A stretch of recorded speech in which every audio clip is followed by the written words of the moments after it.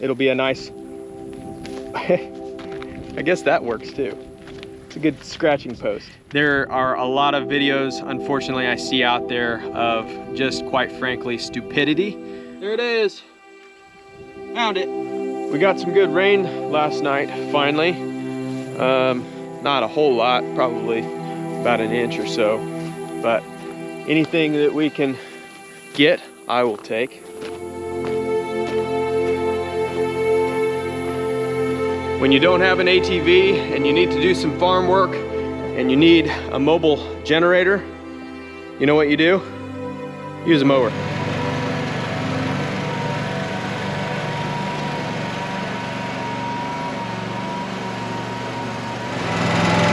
It really doesn't work too bad.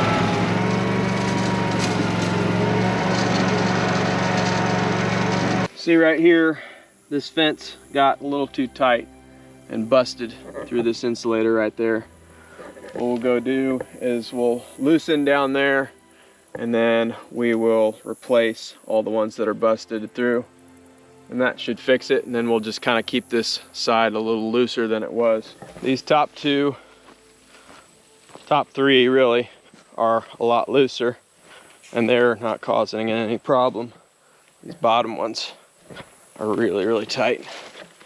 You can get these high tensile fences so tight that you can actually break insulators like you saw there, but you can actually break porcelain insulators too. They're really strong fences, and some of the components aren't strong enough for how strong the actually the wire is.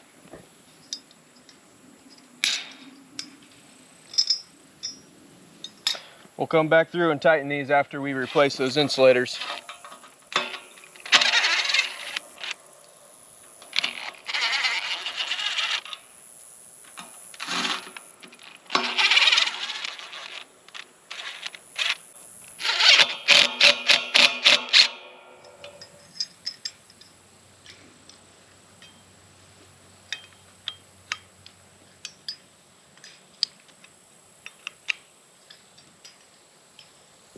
That's one mistake I see a lot of people make with this high tensile fence, and we all make it, unfortunately, is either too tight or too loose. There's kind of a happy medium that you have to have. We're gonna come back through and cut the tops of these off, but that can be wait either till later today or another date after we figure out if there's any other insulators that are broken or anything that needs addressed on the fence. I think I'm going to take care of that Bison water, see if we can't dig down and find that valve and release a little bit more water to them. Maybe have a steady stream coming out of that pond.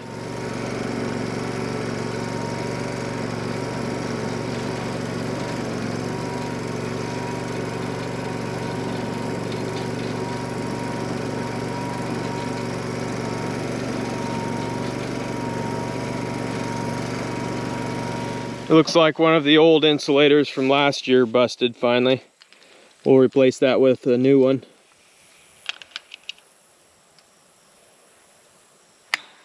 These insulators here have been breaking periodically in the high stress points. I'm not sure why that one broke, because that wire doesn't seem like it's pulling on it too much, but it did. These ones are a lot stronger.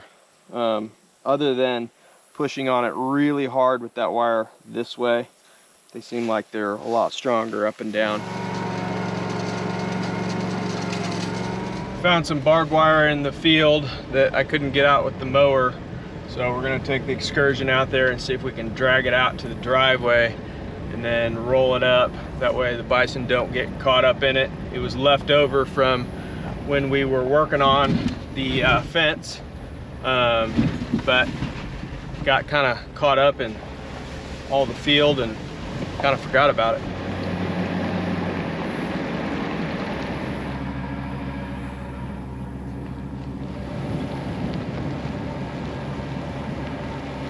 A lot of barbed wire.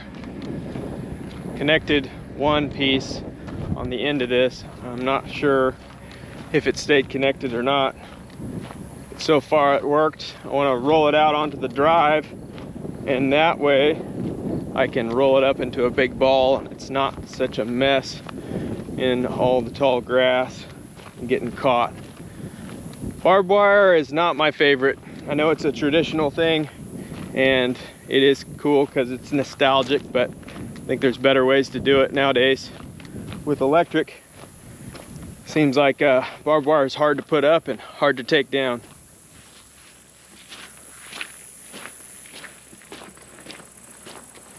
It looks like my knot hung on. Now we just need to pull it up a little bit farther and start a big barbed wire ball. It's funny, after that rain, all sorts of life comes out. There's frogs in almost every little puddle. The mud daubers are going crazy. It's really fun to see life come back to the ranch. Other than grasshoppers, which they tend to do a lot of destruction more than good. Let's see how big of a barbed wire ball we can make. My daughter asked me if we're gonna keep it. I guess it depends upon what it looks like in the end. My wife wants one for a decoration. And maybe if it turns out nice, we'll keep it. Burn out all the weeds that are caught up in it. We'll see.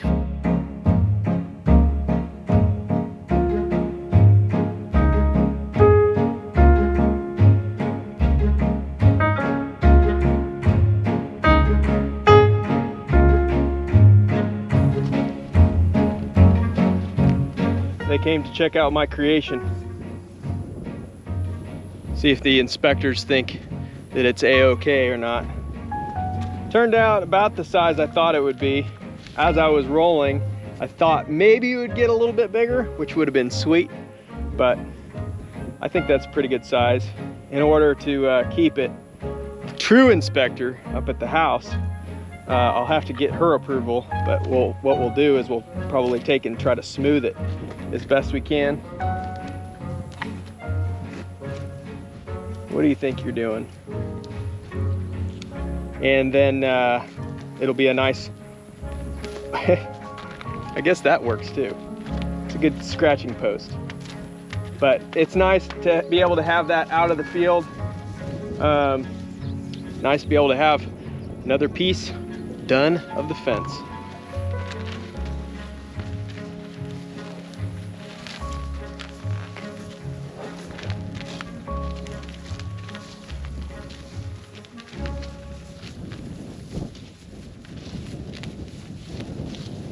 I am always finding that these animals are such a teaching tool.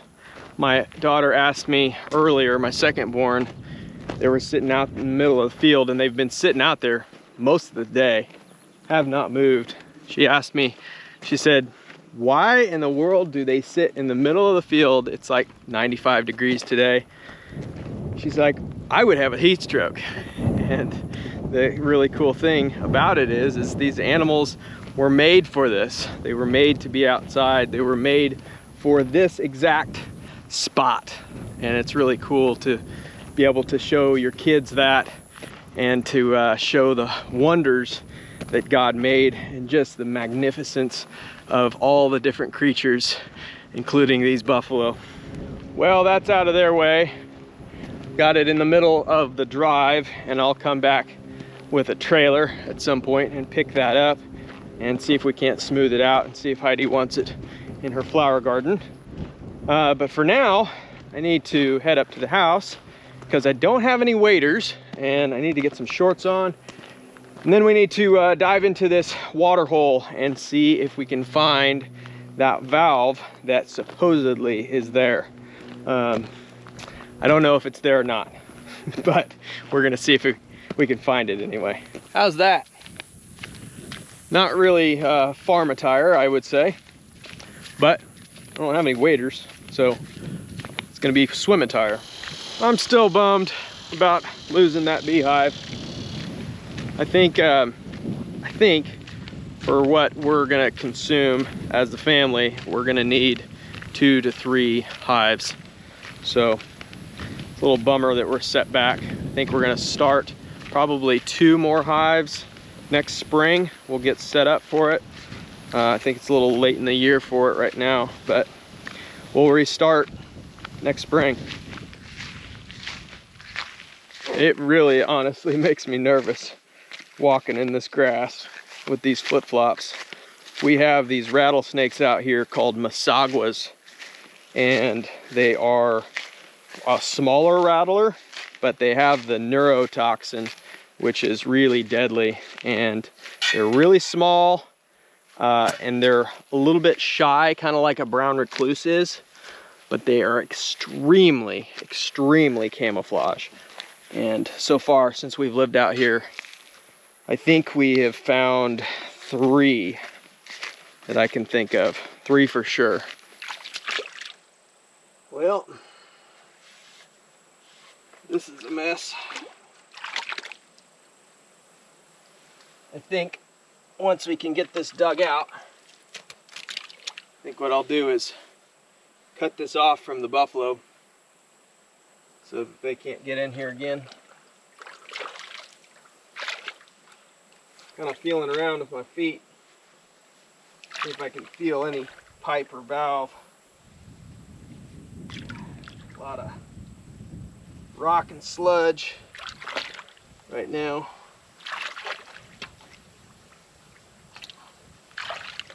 Sink down pretty far, that's for sure. Oh, where do I think it might be? Guess we'll start right here.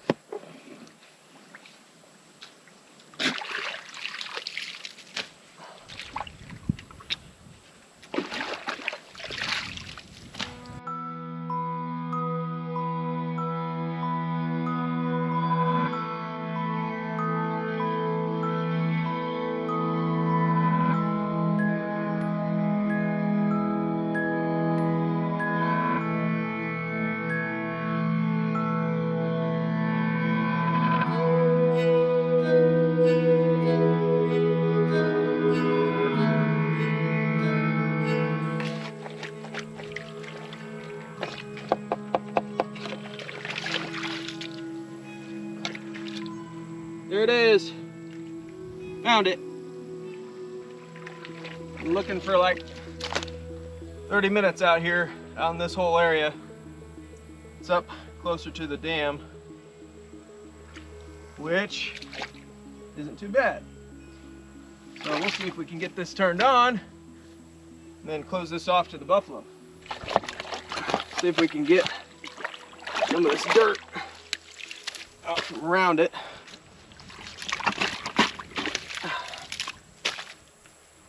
I think what I'm gonna plan on doing is putting a frost-proof water trough right in this spot. And we'll connect it to this valve because it's perfect for it. I can feel it. It's right here. Can't tell. Looks like, yep, it's just maybe a PVC pipe that comes in, and it's not connected to anything on the other end. So it feels like I should be able to just turn it. There we go. Look at that. It's kind of cold coming out of that pond. Comes out pretty hard too. It's got a lot of pressure. So what we'll do is we'll just kind of put it on a trickle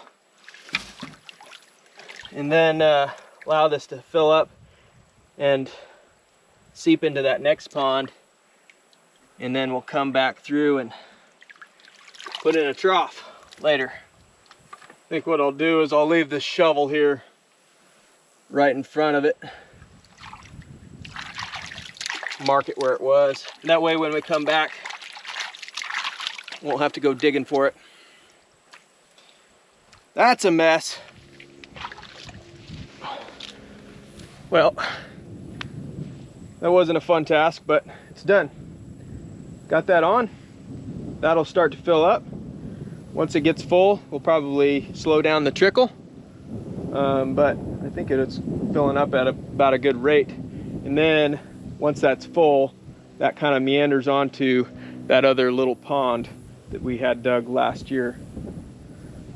It's been dry enough that the seepage out of this pond hasn't been filling this up. That's actually what's been filling this up, is the seepage from this pond. And so now we have that. Next project for the fall or winter. Get that done.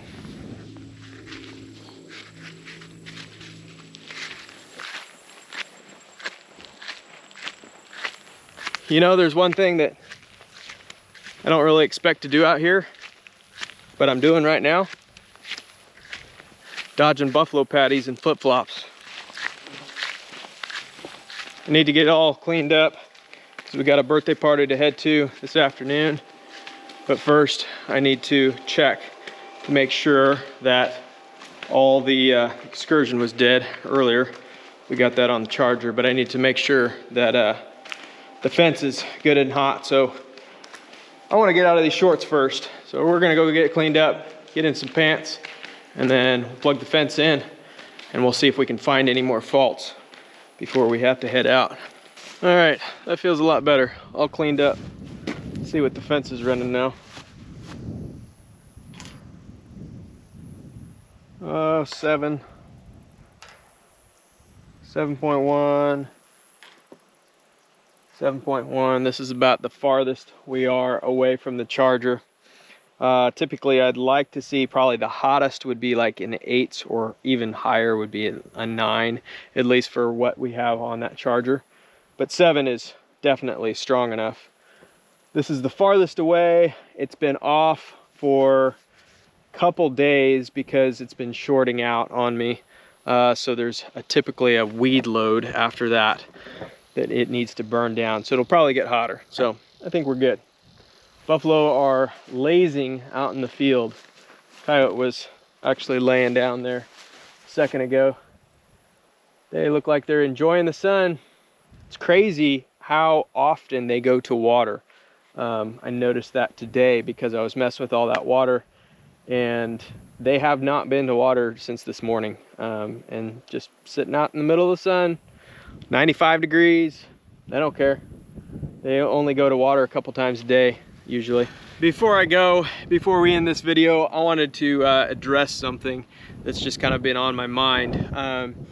There's been a number of instances that I've seen on social media. I'm not gonna name any names or anything like that, but there's been a number of instances where people have been putting themselves into some really hairy situations. And what that does is that makes other people that watch those situations, they think that it's okay.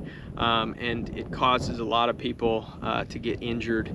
And so I just want to address that these animals are not pets. They're not pets. They're not something that you can just walk up, scratch their belly, and think everything is going to be okay. These animals are not something that I would put my kids in front of. Nothing that we would corral these animals with the family or anything like that. You have to handle these animals differently. You want to handle these animals with a low stress also. And that's something else that I've seen a lot that I really want to kind of speak out on, is that there is a lot of hooping and hollering and acting like they're cattle. And I don't come from the cattle industry, so I'm not going to speak on that, but that seems to be what works for cattle from what I see. Well, that's not what works for buffalo. Buffalo need to be handled in a low stress environment, and I think cattle in a general sense do too, but they haven't been. But buffalo especially, they need to be handled in a low stress environment.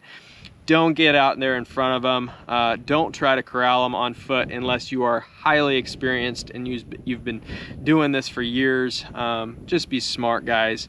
There are a lot of videos, unfortunately, I see out there of just, quite frankly, stupidity.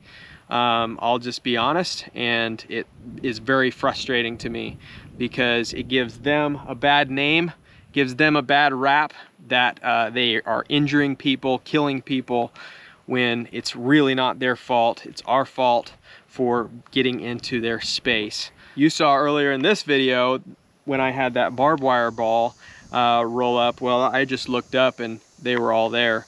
And that is something that honestly makes me nervous, because these guys are young.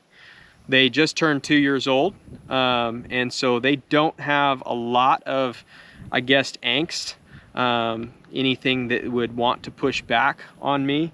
But when you are surprised in an area like that and you don't have a lot of outs, it's not a good place to be. When I was filming through that, I was thinking through where my out was, and I was thinking if that fence was on or off, and it was off, and I continued filming because I knew that I could dive right behind me. What you guys couldn't see on camera was the fence was right behind me and I could get out of the way. And you're always looking for signs also to see if they're wanting to show aggression.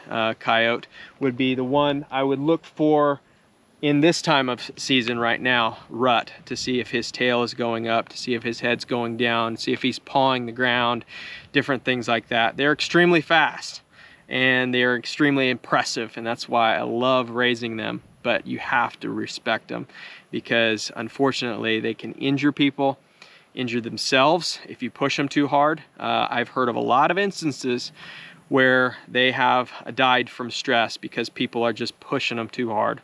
And then also, you know, they can kill people. It's a real thing. They're very fast. Don't get in the pins with them, guys, unless you really know what you're doing. And even then, I don't even really recommend it unless you have the right circumstances figured out. And like I said, you've been doing this for a long time. So thanks for watching, guys. Appreciate it. Check out our other channel. It's Buffalo Country Life. Heidi's doing a lot of outdoor cooking on that channel. A lot of fun. So see you guys next time.